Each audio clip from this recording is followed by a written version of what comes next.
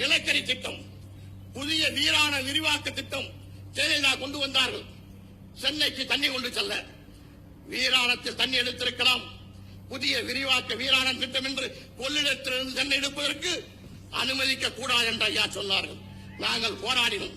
ஒரு சொட்டு தண்ணி இங்கிருந்து எடுத்து செல்ல முடியாது என்று பல போராட்டங்களை நடத்தினோம். வழக்குகள் போட்டார்கள்.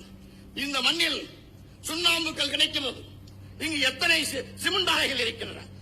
இந்த சிமெண்ட் ஆலைகள் முறைப்படி சட்டப்படி நடத்தப்படுகிறது என்று பார்த்தால் சட்டப்படி நடக்கவில்லை, முறைப்படி நடத்தப்படவில்லை.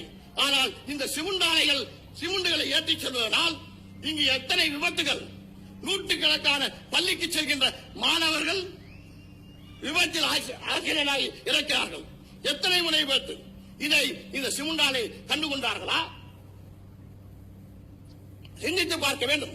ஆக இந்த சிமெண்ட் ஆலைக்காக போராட்டம் நடத்தி இதற்கு இந்த பகுதி மக்களுக்கு, இளைஞர்களுக்கு வேலை வாய்ப்பு வாங்கி தர வேண்டும் என்று போராடியது பாட்டாளி மக்கள் கட்சி தான். ஆக அந்த வகையில் இன்றைக்கு இந்த சிமெண்ட் ஆலையின் நிர்வாகத்தை கண்டித்து, இது சட்டப்படி அந்த சுண்ணாம்புகள் எடுக்கின்ற கோரி சட்டப்படி இயங்கவில்லை.